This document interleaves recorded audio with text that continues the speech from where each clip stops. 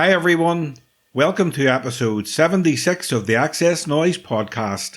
I'm Mark Miller. Thanks for listening. In this episode, I talk to major new songwriting talent Andrew Cushin. If you missed the previous episode, Daniel Lynch caught up with Johnny Woods and Melissa Shannon from Winona Bleach to talk about their debut album, Moonsoak. So check it out, and if you like the podcast, please subscribe and share it with your friends. If you want up-to-date music news, album reviews and interviews, then check out our main website at accessnoise.com. You can also follow us on Twitter, Facebook and Instagram. Search for the tag at Access Noise Music. Here's Access Noise writer Daniel Lynch with a taste of what's been on the website this week. Placebo are back after a 9-year break with their 8th studio album Never Let Me Go. Drummer Steve Forrest left the band in 2015, so frontman Brian Molko and bassist Stefan Ostell take charge. Sandra Blemster gives the album 9 out of 10, saying it summarises the all-consuming chaos of recent times, but the band's rising comeback shows there's still hope. Also in the reviews section, Imelda Heher has been listening to Warm Chris from Aldous Harding. This one gets 9 out of 10 from Imelda, with the album's title track being one of the standouts. Kings of Leon have announced Irish band Inhaler as one of the supports on their UK dates for June and July. They'll play shows in Leeds and London, with the Snuts supporting on the other dates. Finally, Excess Noise has teamed up with pop rock radio station Airwave. You can listen now online and on digital radio, and you can find out more about the partnership at accessnoise.com. Andrew Cushin has been championed by two indie songwriting icons in the shape of Noel Gallagher and Pete Doherty, who recently signed the young musician to his Strap Originals label. In this interview, Andrew talks about the release of his debut EP, You Don't Belong, working with Noel Gallagher and Pete Doherty, songwriting, upcoming shows, and much more. So sit back, relax, and enjoy the Access Noise podcast with Andrew Cushin. Hi Andrew, welcome to the Access Noise podcast. Hello mate, thanks very much for having us on. So going back to the start, when you were growing up, what sort of music was playing around the house? My dad was always a good music fan, do you know what I mean? There was always like the Jam and the Beatles and Oasis and stuff playing, but I'd be totally lying to you if I said that I was really into it, do you know what I mean? I was like, I suppose the ages of 8, 9, 10, 11, it was like whatever was trendy, do you know what I mean? Maybe something like the Black Eyed Peas, GLS, that sort of thing. But yeah, I'm pleased that my music taste definitely got better as I've got older. But there was some good music playing when I was younger. I just wasn't taking much sort of notice of it, to be fair.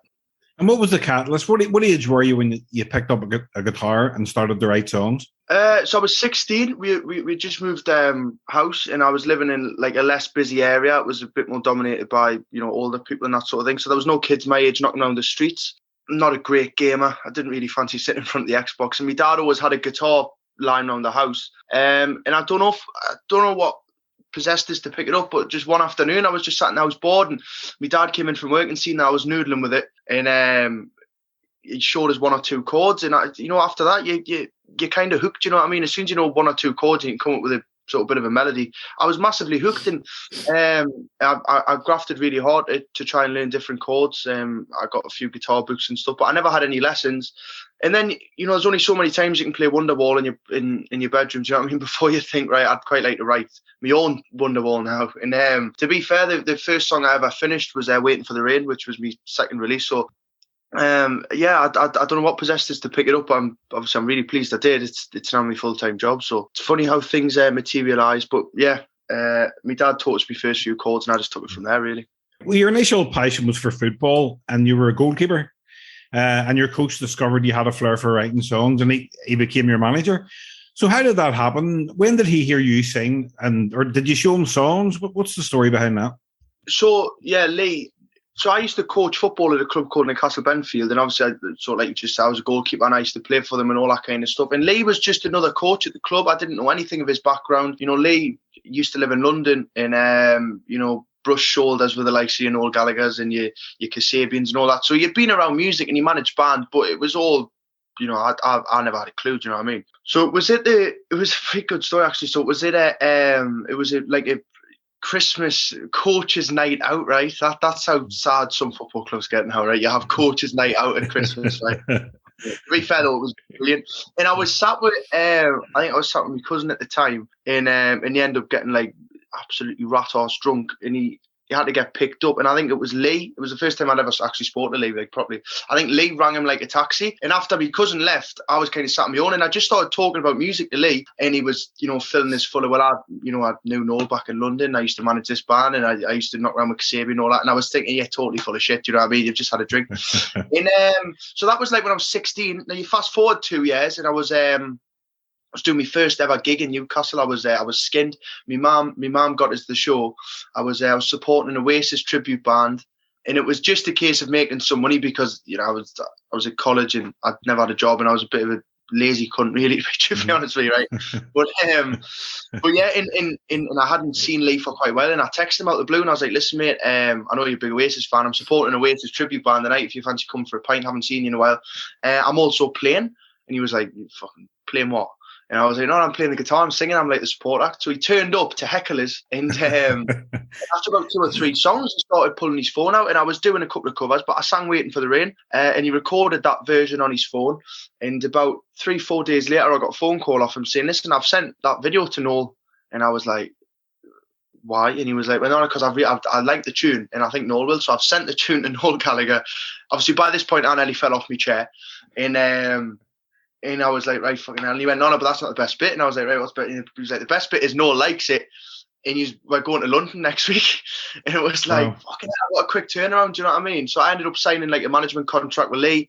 We went up and we worked with Virgin Records, and I met Noel, and obviously Noel produced the song. But yeah, the relationship with Lee came so organically. I was speaking to somebody the other day about, his relationship with his sort of manager, and I think the really special thing about me and Lee is, we've came from a background of just being mates. Do you know what I mean? It came so organically. It wasn't, Lee gets an awful lot of messages on the day-to-day of bands and of musicians, and it's like, "Can you manage us?" And we just want to keep things so professional. I could ring Lee, now and have an hour-long conversation about, utter shit, do you know what I mean? Nothing to do with music. But I know that we've got that kind of, but he's me pal, do you know what I mean, as well? I am going to cringe saying that, and I'm sure he'll be pissed himself laughing when he hears it. But he is just me pal as well, do you know what I mean? So it came so organically, and it's definitely a relationship that works in music, and it works for us too as well, which is the most important thing. What was it like when you went down to London? You went into the studio with Noel Gallagher, and he actually played on the track as well. Or sorry, he played guitar on the track "Where's My Family Gone." So what was that like? It was absolutely mind blown. It really was. And I was like, I've had time to process all this now. Do you know what I mean? Because it was, sort of 2 and a bit years ago when we recorded it. But at the time, we're in the lockdown, and I got out the studio with him, and it was coming out under Virgin AMI, one of the biggest record labels in the world. And, I'm sitting in a group chat watching Newcastle Man City, and I'm in a group chat talking to Noel Gallagher about the football match. And it's like, I was just living in just a mad few weeks, and I could never really process it. Looking back on it now, I done something at the age of 20 that people in their 50s, their 60s, would kill, to be able to do, and I was able to do it at such a young point in my life and such an early point in my career. So I'm incredibly grateful to Noel. I owe him a lot. But in terms of him playing on the track and stuff, it was just amazing, man. He's got such a good. Obviously, it was amazing being there with him, but he's got such a good musical ear as well. Do you know what I mean? Like, I think people, you see, I was in the studio with Noel Gallagher, and it's like, fucking hell, that's amazing. But then you forget that he'd done such a good job producing the record as well. Do you know what I mean? He was a very impressive sort of producer as well. It wasn't just a case of being in there with an iconic legend, and of course watching him play the guitar solo on the record and play the bass and sing the backing vocals. And I mean, there's a great photo on my Instagram somewhere. Obviously you'd have to go down quite a bit now, but it was one of my first few times in a studio with Noel, and I wasn't used to playing to like a click track, so the musicians or the people that are into music listening to this will know that, when you're sort of tracking an acoustic guitar, you listen to a little metronome to keep yourself on time, and I couldn't do it. It was just, it's one of them things where it's like, the more you do it, the better you get at it, and I just hadn't done it, and I couldn't keep in time with the guitar. So Noel came and he went, "Listen, we're going to try something a little bit different," and this is a photo that I'll keep till the day I die. I was sat beside him, and he went, "Let me play the guitar, you stand beside us and you sing." And there's a great photo on my Instagram that Lee took, like kind of hiding around the corner, And it's I'm stood there with a mic stand, hands behind me back, bit of a knob, and Noel's sat beside us with headphones in, strumming away. And it was like, I remember getting halfway through "Where's My Family Gone" and just turning down to Noel and just thinking like, wow, man, like I'm in such a privileged position. But by no means have I taken it for granted. Everything that he said, it was everything that I learned. I've really taken on board, and as I say, I've just got so much to thank him for. He's a really, really, really top bloke, but he supports a shit football team. Well, I would agree with that, yeah. But also, Pete Doherty was so impressed he signed you to the Strap Originals label and took you on tour with Libertines. So, how amazing was that, as well as working with Noel Gallagher? It's like another thing to add to this story. Do you know what I mean? I really try not to think about these things too much. It's only when I do stuff like this that I really do kind of reflect on it, because it is one of them things where I do really enjoy, and I think you've got to as well in music. I really enjoy the sort of living in the moment type thing. Do you know what I mean? It's like, right, 1 minute I'm supporting Libertines, the next minute I'm asking me pal for, a fiver so I can get myself a pint. Do you know what I mean? It's that flip side of the scale, and I love it. I love all of that stuff. Pete's great. I think he mistaken this for like the fucking like a guitar tech or something when I turned, because he turned up to the first gig in Newcastle, and I was another support act there, and they were like the first on, and I was like the main support being from Newcastle, and he just came in, and I was like, introduce myself, and he was like, all right, who are you? What are you doing? Yeah, and I was like, no, I'm supporting you, mate. So it was pretty funny, but he's great. He's great. I've again, someone else that I've got a lot of respect for, and another iconic legend. Do you know what I mean? It's great to see that he's really cleaned himself up, and he's on the straight and narrow, and he's making some really nice music again. So it's good. And then being a part of Strap Originals, it's good. I'm really enjoying my time. We've got a really good team. It's a slow burner. We haven't released any music for over 12 months. Obviously I know that we've just done that single there, but prior to that single, the last tune, Memories, that came out about 12 months before. So I understand it's going to be a slow burner of getting back on the releasing sort of train, but the YouTube views are going up, the Spotify plays are going up, so it's just a slow burner. But I'm really, really comfortable with the label. They're really supportive, and sort of like they said on the day that they signed us, it's just like one big family, and it kind of really is. Do you know what I mean? We've got a good relationship with Pete, we've got a great relationship with Noel, and we've got a good relationship with the label. So again, just live in the moment and just see who I can support tomorrow, or fucking I've got to lend some money off someone. Noel and Pete are two amazing songwriters. Did they give you any songwriting tips or advice? Noel did, yeah. I was so again, obviously, one of my first few times in the studio, and I'd been writing songs for 2 years, but I'd never had any professional direction of how to write a song. Do you know what I mean? I was just so there was a lot of my songs that didn't have a great sort of structure to them. There was bones there, and there was verses and choruses, but maybe they didn't flow together very well. Mm-hmm. So Noel gives a lot of advice about that. Able to incorporate middle eights and instrumental breaks and all that, because originally Where's My Family Gone? So it's got that little break now with a solo, but that was never in. It used to just go to that second double-barreled chorus, and then it would fade out, and there'd be no instrumental break. So it was Noel's idea to come out of that, go into the little breakdown, and then come out with another big massive chorus. So yeah, he was I suppose that's some of the advice that he gave us. Pete as well, me and Pete spoke about lyrics, and I was fortunate enough to join Pete on stage and do a song with him as well, and I played him some of my more personal songs, and he seems to respond well to them. So yeah, it's good, it's really good. I feel like I'm very fortunate in the sense that everybody that we've got in our circle, they're all really supportive people. Do you know what I mean? Of course, there's big personalities, but there's no big egos. Do you know what I mean? Mm-hmm. There's nobody in my circle that looks down on the next person. Do you know what I mean? Everybody's trying to better each other, and that even goes for Noel. Do you know what I mean? I can't tell you last time Noel Gallagher sent us a message saying that my songs were shit or something. Do you know what I mean? It's all like, okay, well, that might not be great, but I'll tell you how you can make it better. Do you know what I mean? There's no put downs. Everybody's supportive, and it's great. It's great. Mm-hmm. I mean, listen, I'm in a really positive, happy position. I've just got back off tour. I'll go on another tour next week. I'm enjoying myself. I'm happy, and I'm in a good circle of supportive people. So I can't complain. Mate. Yeah, well, as I said, you're with the new label, new band, and on April 22nd, you release You Don't Belong, your debut 4-track EP. The songs have a heavier riff than your previous singles. Why did you decide to beef up the tunes a bit more this time? Well, it was just a case of, first and foremost, You Don't Belong was written, as all the other ones are, just as like an acoustic ballad sort of thing, slow, melodic lyrics. But it wasn't really working with the band. I wanted to put a full band on it. So we ended up sort of indie rockifying it, I suppose you could say. But the reason behind because the next song, that's a little bit heavy, and we've got another song on the EP, which is not all, there is a song on the EP that is a little bit more drawn back and acoustic and stuff, which, it'd be good to see the reactions for that. But I suppose I just, all the songs I've got out at the moment, they're pretty slow and they're pretty shoegazy. And I think anybody that comes to my gigs, listen, I pride myself on writing fairly big choruses, do you know what I mean? Them kind of pints in the air, hands around your mates kind of choruses, do you know what I mean? So all of that stuff was there on the tour, but there was no songs in the set list that people knew that, they could really jump around, or, I've never experienced the mosh pit at one of my gigs. It was all that kind of thing. And it was just about maybe growing the demographic as well, because we've done a really good job of tying in with that acoustic Oasis fan type sort of fan base, the ex-Noel fans and the people that prefer the more melodic acoustic songs. That's the kind of fans that we were bringing in with the first few releases. Now with the next releases, I want to still please those fans, but also maybe trying to recruit, I don't know, your young teenagers that want to jump around, or your lads and lasses in their early 20s that maybe aren't too bothered about what you're singing, but they love the tune and they love the riff, so that's what they're going to see. So we're just trying to please everybody now. I think when the EP comes out, it'll work out something like we'll have 4 or 5 songs that'll be, you're down and your pints in the air, and then we'll have 4 or 5 songs that are going to be, let's get messy and let's start jumping around. So it is going to be a good mix. It's going to be a good mix.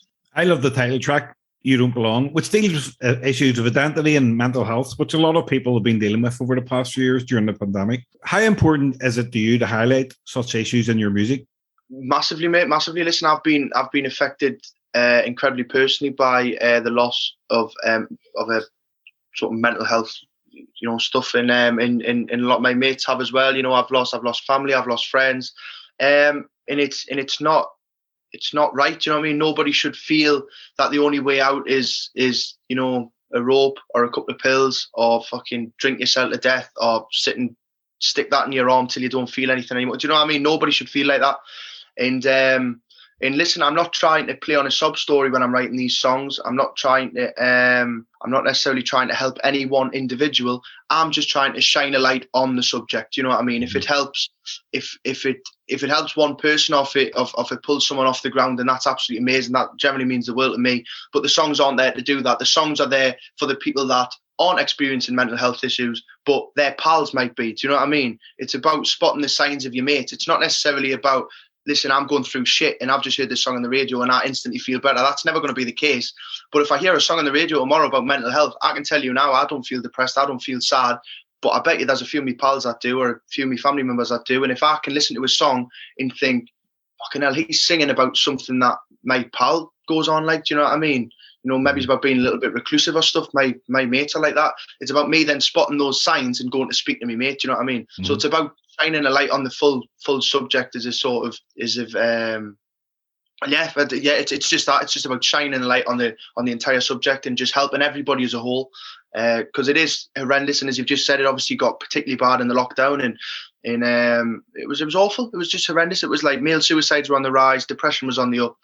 And nobody really knew how to deal with it. And it was coming to people, and it will always come from the art. It will always come from, the people who make the music and the people who make the movies and the people who make the sitcoms and the dramas and the stuff that make people feel, do you know what I mean? That's, and I feel like I've got a responsibility to keep on shining a light on those subjects until things do get a little bit better, because I'm in such a privileged position, as I've said, and I get a lot of people sort of coming to gigs and enjoying the music. So why shouldn't I try and help? Do you know what I mean? I think you've seen it with the whole Sam Fender thing. It was like he'd done so much for the homeless around the Northeast, but he wasn't doing it as a PR stunt. He was doing it because he felt an obligation to help. Do you know what I mean? He had a platform and he wanted to help, so he did. And I'm trying to feel the same way about the sort of mental health thing, and I'll continue to write songs that hopefully help people and shine a light on the subjects that need shine a light on. 100%. Is there a particular subject or theme that you would like to write a song about but you haven't got around to yet? Listen, there's always a song about how shit Sunderland are. There's always a song somewhere like that, mate. I can definitely pull one of them out of thin air. I mean, Sunderland Andrew Cushion fans are great, but Sunderland as a club, there's definitely a song in there. There's definitely a song in that. But no, to answer your question seriously, listen, I write I write songs about how I feel in the moment. You know what I mean? If I was to sit down with you now and say, listen, my next song is going to be on the horrendous crisis in Ukraine, or my next song is going to be on refugees or on water aid. It's like, but now, because then I'm putting myself in a position where I've got to do that. You know what I mean? I'm effectively putting myself in a box. You know, I try to just stay open-minded with all that kind of stuff. If I pick up the guitar tomorrow and another mental health song comes, another mental health song comes. You know, if I pick it up and a happy song comes, or, you know, a song about love or a song about loss or whatever. Do you know what I mean? I try to keep very open-minded with writing songs. I don't like putting myself in that little box, which again is why this EP is going to be quite sort of pivotal in my career, because it shows a lot of people that I'm not confined to an acoustic guitar anymore. Do you know what I mean? If you're into me lyrics and stuff, but maybe he's not into the tunes, you know, things are going to change. You know, I've got some songs with, again, some awfully morbid lyrics and some really, you know, poignant lines, but also with the big indie tunes and with the riffs and you know, it's going to get people dancing as well. So definitely staying outside the box, mate. I'm going to just write whatever I feel comes. Which song on the EP means the most to you? There's a song called Runaway, the last song on the EP, and that's the acoustic one. And that song's basically about just sticking by someone. Again, you could tie it in with the depression thing. It's not necessarily about that. It could be about a loved one that's, you know, going through a tough time, or maybe somebody that's just lost their job. But it's all about being down and out. It's more from the perspective of witnessing someone down and out. You know what I mean? If I was to be sat at home with my mum or something, and she was feeling shit, it's like what I experience watching that. Do you know what I mean? So I suppose that's the one that I'm most impressed with. And I think anybody that is into Andrew Cushion, fucking hell. By the way, I've got to stop talking about myself in third person. It's getting really like fucking. It's so pretentious, isn't it? Anybody that's a fan of me is for the hitting home songs and for the personal lyrics.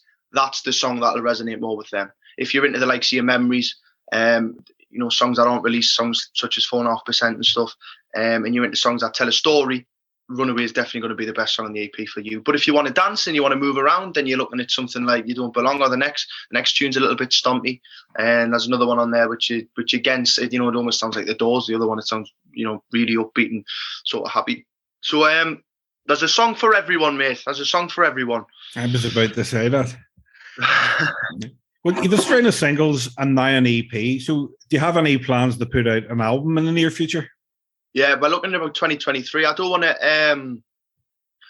to definitely commit to that because I don't know what's going to happen. But I set out from the start to do an EP. To do an album. I always wanted to do an album maybe 3 or 4 years after I started doing music. It gives yourself, you know, so that way it gives yourself enough time to work on the live show, you know, to build up a little bit of an organic following, you know, i.e. people from Newcastle, mates, people, so word of mouth. And it also gives you time to build up a social media following, which is one of the, as much as I hate social media, and I'm sure there's a lot of people out there that do, it is one of the most important things in music now. You know, if you don't have a big social media following, you know, you've got virtually no chance of trying to plug your songs into people's sort of Spotify playlists or all that kind of stuff. So it really does help. So I'm still working on that. We've got about 9 months left, I suppose, till the end of the year. And we've got a shitload of gigs in that time. We've also got an EP coming out. We've also got another 2 singles coming out at the end of the year. So there's probably going to be 6 or 7 songs come out this year. So we're going to give ourselves the best possible chance to hit that next level and then concentrate on doing the album. But there is definitely talks of it. I've definitely got more than enough songs for it. I think I'm in the region of 60 odd songs, I think. Wow. Something like that. But I've shortlisted about 20 that we're going to go and record, and then we'll pick the best out of that 20. But yeah, I've got enough songs for the next few albums. You've been on tour this month with the Sheepdogs, then the Bluestones, then in April with the Sherlocks, and supporting Noel Gallagher's High Flying Birds in June. So you have a busy year playing live. How much do you enjoy being on the road? I love it, mate. I love it. It's one of the best things about doing what I do. You know, I think one of the perks of my performances is I try to be just as normal as the crowd. You know, I've been to so many gigs where, there's almost like a separation between the band or the artist and the crowd. They're on there to do their songs and they're playing for themselves. Whereas, when I'm getting on, I'm sitting, having a little bit banter with this one in the front, and then I'm talking to her at the back, and then I'm nearly falling over a fucking mic stand. Do you know what I mean? It's a little bit, I don't want to say a comedy show, because it's not a comedy show. But it's a little bit more of an experience. Do you know what I mean? Yeah. So I think that's definitely one of the perks when I'm out live. I tend to pick up a lot more fans on tour than I do on the, your TikToks and all that kind of stuff. It's definitely a lot more of a real, natural, kind of relationship that I try to build up with my fans. So I love it, mate. I love it. And yes, so as you just said, we've just got back from the Sheepdog, so that was acoustic, and then we're away again.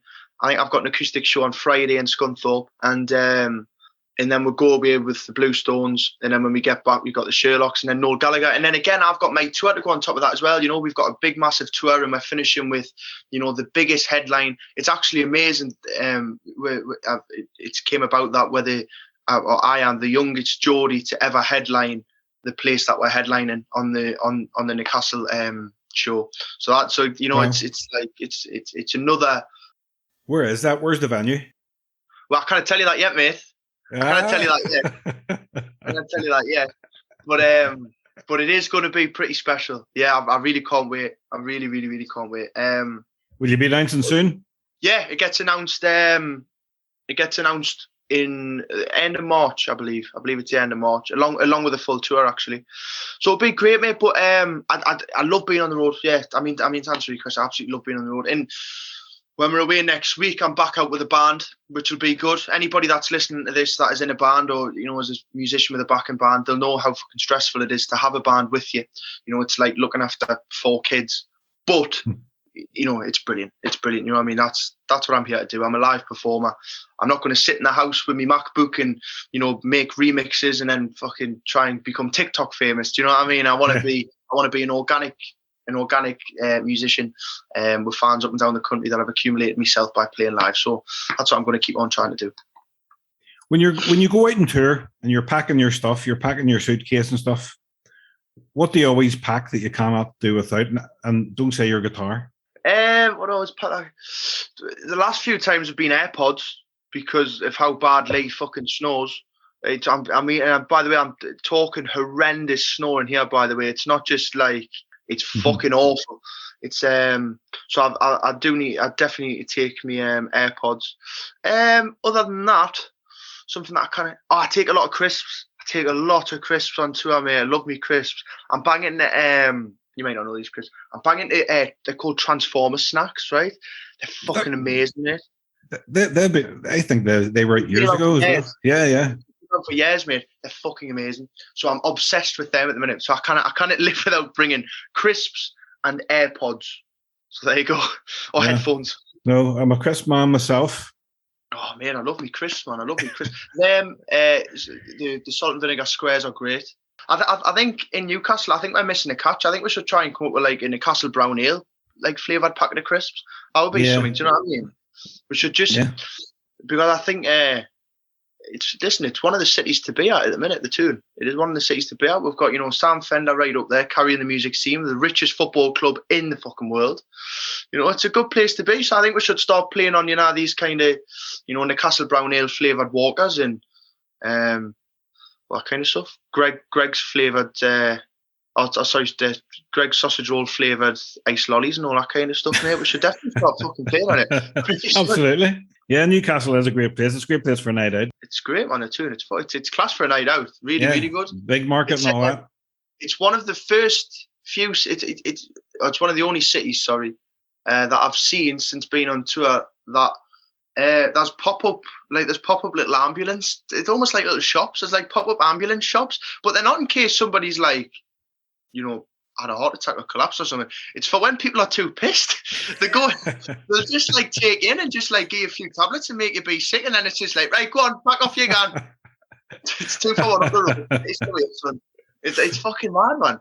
It is. It's madness. I was I've been in a few pretty bad states in the town like the last few times I went out.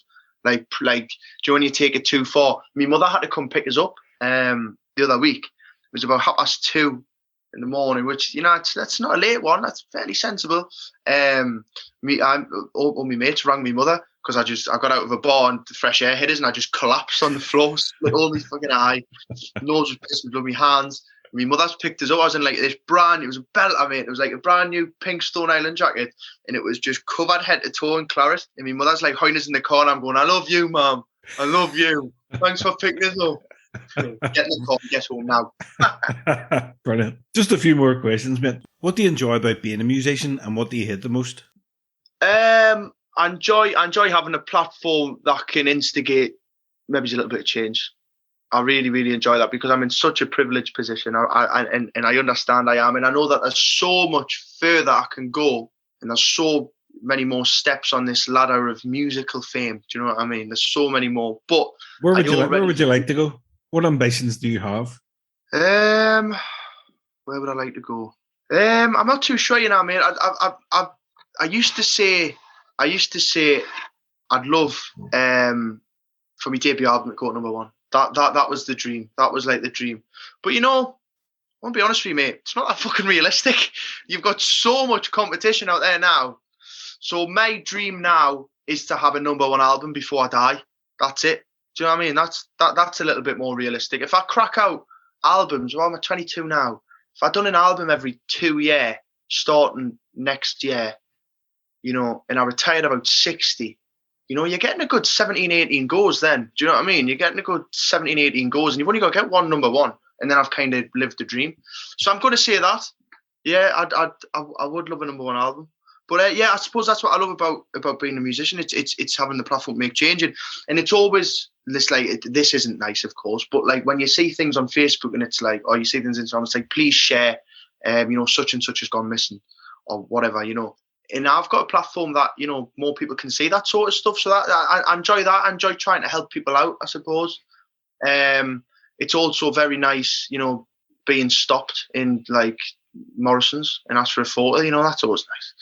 And things I don't like it when this happened a few times, but I suppose this isn't necessarily a musician thing. This could just happen to anybody. I was speaking to one of my pals about it the other day. Do you know when you get off the train?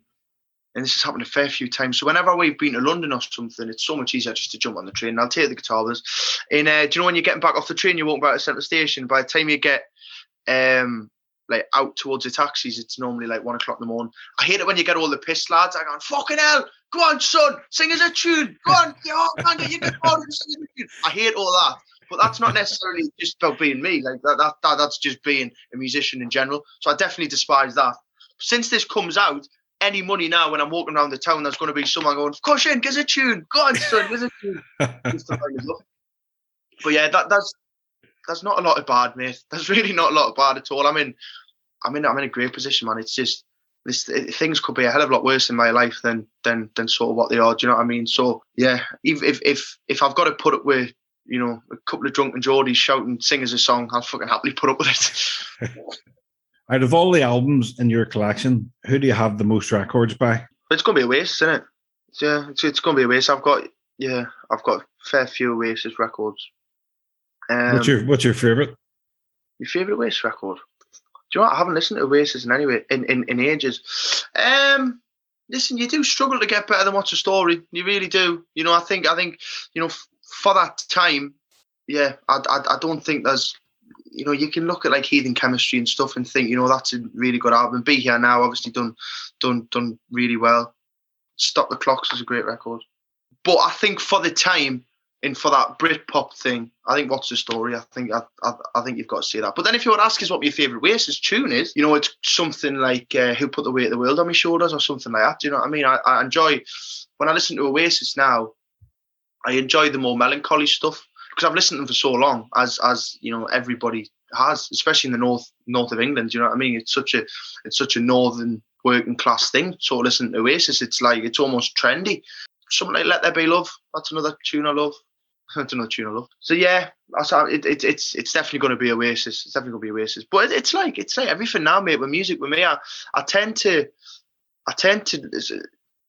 So I'm going to put Ocean Coliseum on, for example. I'd rather listen to, you know, Robin Hood than the Riverboat Song. Do you know what I mean?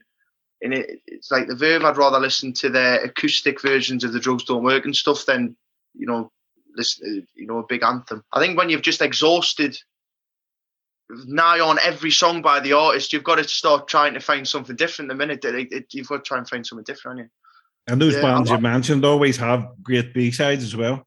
Well, that's it. I mean, it always. I mean, those kind of bands, their B-sides could have been the bands of today's A-sides. Do you know what I mean? That's when you know that they weren't something special. But I'm a big fan of the Fontaines at the minute. I'm banging to their records. I've been since their first album came out. Obviously, Sam's doing really well.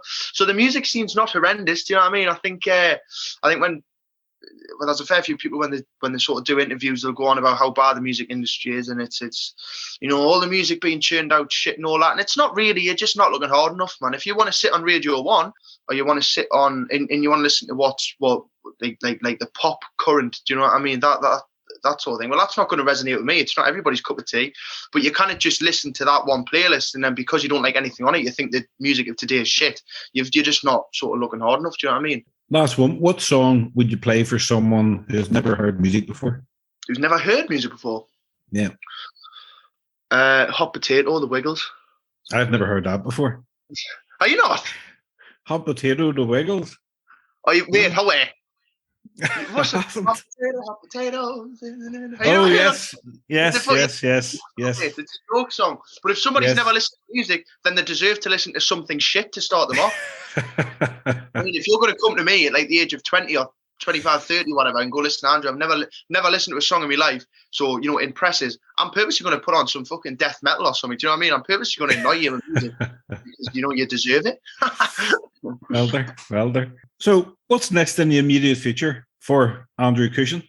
Well, I'm busy this week. I've been very busy this week. I've got press shots to do. I've been working on little remixes with local DJs and stuff, and then I'm back on tour from next week.